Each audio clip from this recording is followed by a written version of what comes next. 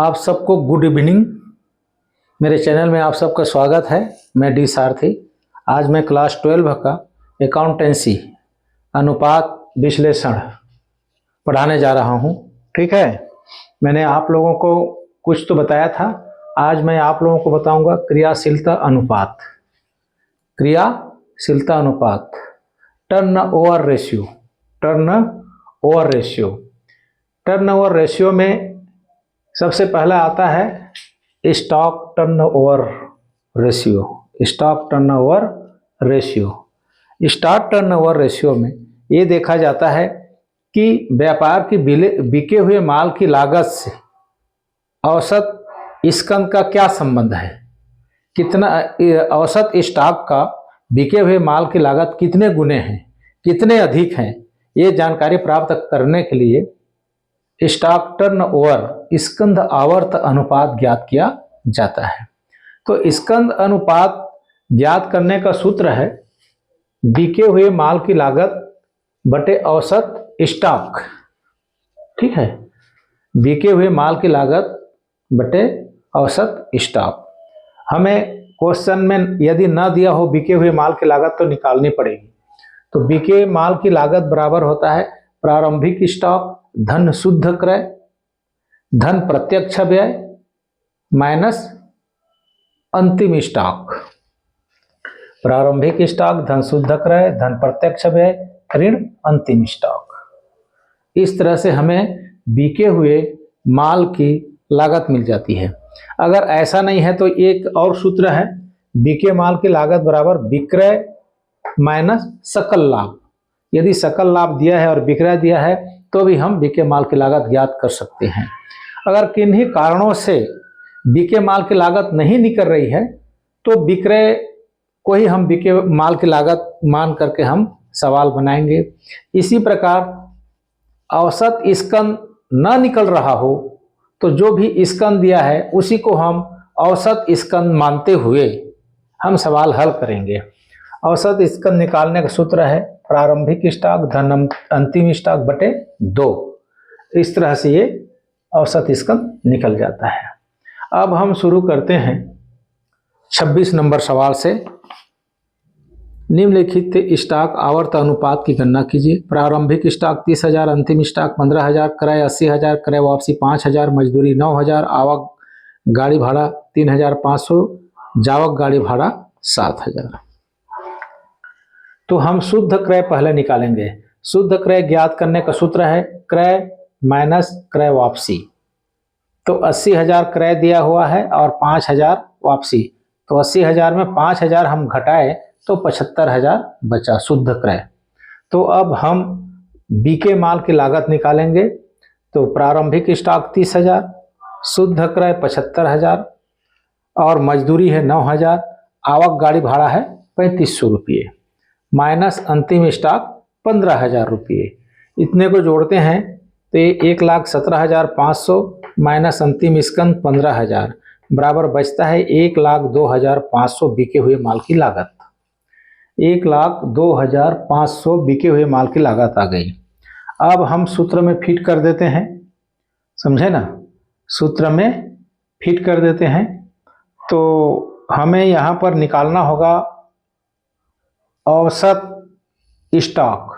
तो औसत स्टॉक निकालने का सूत्र है प्रारंभिक स्टॉक धन अंतिम स्टॉक बटे 2। तो 30,000 प्रारंभिक स्टॉक धन 15,000 अंतिम स्टॉक बटे 2 बराबर 22,500 औसत स्कंद आता है। हम अब इस सूत्र में आ जाते हैं stock turnover cost of goods sold बटे एवरेज स्टॉक। तो बिके माल की लागत 1,02,500 बटे 22,500 हमने यहाँ काटा है। काटने के बाद उत्तर आता है 4.55 टाइम, माने 4.55 गुना। ये आपका आंसर आता है 26 नंबर का। इसी प्रकार हमने 27 नंबर को बनाया है। 27 नंबर में है स्टॉक आवर्त अनुपात 3.5 गुना है। औसत स्टॉक 25,000, बेचे गए माल की लागत तथा विक्रय की गणना कीजिए। यदि अर्जित लाभ लागत का 25% है। ठीक है, ये है। हमें सबसे पहले बीके माल की लागत ज्ञात करना होगा। बीके माल की लागत ज्ञात करेंगे तो फिर अर्जित लाभ निकालेंगे। अर्जित लाभ निकालने के बाद विक्रय की गणना करना है। तो बिके हुए माल की लागत ज्ञात करने के लिए हमें स्टॉक टर्नओवर के सूत्र में गणना करना पड़ेगा। पहले क्या निकलता है देखते हैं। बिके हुए माल की लागत ज्ञात करेंगे तो स्टॉक टर्नओवर बराबर बिके हुए माल की लागत बटे औसत स्टॉक। तो यहां सूत्र हम फिट करते हैं। स्टॉक टर्नओवर दिया है 3.5 गुना। 3.5 बराबर बिके हुए माल की लागत है हमारा एक्स को मानते हैं बिके हुए माल की लागत बटे औसत स्टॉक दिया हुआ है 25,000। ये दोनों का गुणा कर दिया 3.5 गुणित 25,000 तो हमारा एक्स माने कि बिके हुए माल की लागत आ गई 87,500 रुपये। बिके हुए माल की लागत आ गई 87,500। हमने गुणा कर दिया 3.5 गुणा 25,000। ये दोनों को गुणा करने के बाद 87,500 हमें बिके हुए माल की लागत प्राप्त होती है। अब लाभ निकालेंगे तो लागत का 25% है तो लागत हमारे यही है 87,500। 87,500 गुणा 25/100 हम गुणा भाग करके हम लाए हैं 21,875 रुपये लाभ। लाभ कितने लाए? 21,875 रुपये।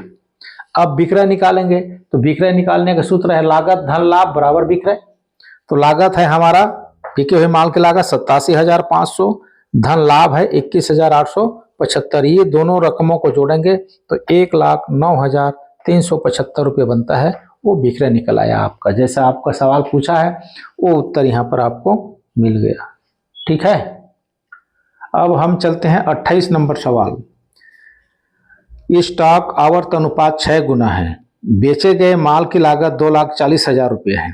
प्रारंभ में स्टॉक अंत के स्टॉक से 10,000 अधिक है। प्रारंभिक स्टॉक अंतिम स्टॉक से 10,000 रुपये ज्यादा है। प्रारंभ व अंत में स्टॉक की गणना कीजिए। ये दिया हुआ है स्टॉक टर्नओवर 6 गुना, बिके माल की लागत 2,40,000, प्रारंभिक स्टॉक अंतिम स्टॉक से 10,000 अधिक है। हम लोग सूत्र में पिरो देते हैं स्टॉक टर्नओवर रेशियो बराबर कास्ट ऑफ गुड्स सोल्ड बटे औसत स्कंध। 6 गुना दिया हुआ है स्टॉक टर्नओवर, 6 बराबर बिके माल की लागत 2,40,000 बटे एक्स। एक्स का मतलब औसत स्कंध। औसत स्कंध तो 6 और एक्स का गुणा कर दिए तो 6x बराबर 2,40,000, फिर x बराबर 2,40,000 बटे 6 बराबर 40,000। ये औसत स्टॉक है। जो 40,000 रुपये आया ये क्या है? औसत स्टॉक है, क्योंकि यह सूत्र के अनुसार औसत स्टॉक है तो x का मतलब यहाँ पर औसत स्टॉक है। तो व्यापार का कुल स्टॉक कितना होगा?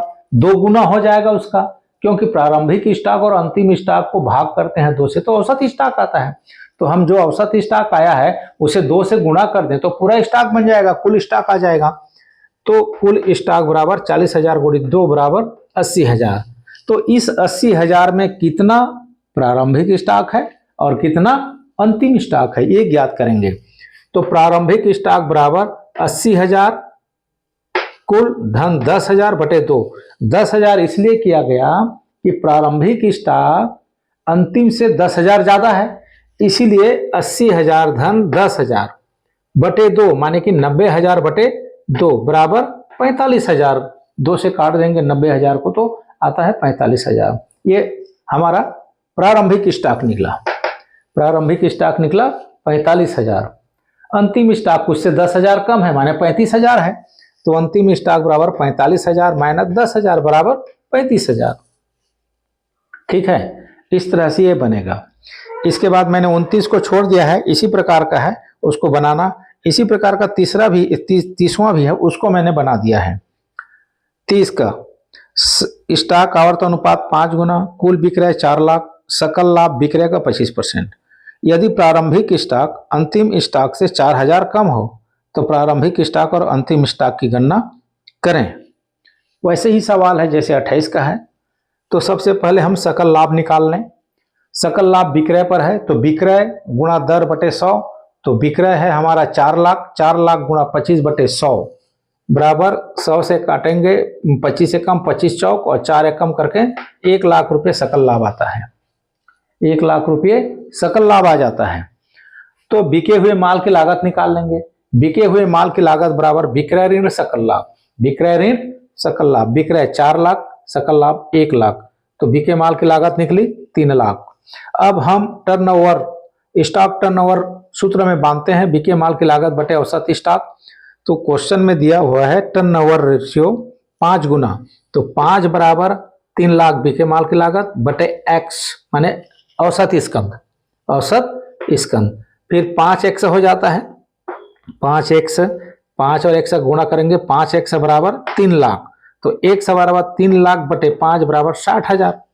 तो जो 60,000 x आया वो औसत स्टॉक है। क्या है? औसत स्टॉक। तो कुल स्टॉक बराबर 60,000 गुणा 2 बराबर 1,20,000, 1,20,000 कुल स्टॉक आया। अब हम अंतिम स्टॉक निकालेंगे, क्योंकि अंतिम स्टॉक प्रारंभिक से 4,000 ज्यादा है। तो 1,20,000 धन 4,000 बटे 2, तो 1,24,000 बटे 2 करते हैं तो 62,000 आता है। 62,000 हमारा हुआ अंतिम स्टॉक।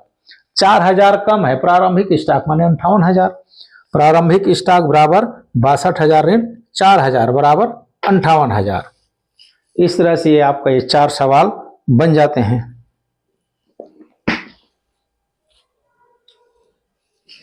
ठीक है, तो आज के लिए इतना ही। आप लोग मेरे चैनल को ज़्यादा से ज़्यादा सब्सक्राइब, लाइक करें, कमेंट करें। फिर कल आगे बढ़ते हैं, धीरे धीरे आगे बढ़ रहे हैं। आपका इसके बाद तो केवल रोकड़ प्रवाह ही बचेगा। ठीक है, तो आज के लिए इतना ही, फिर कल देखते हैं। Good night.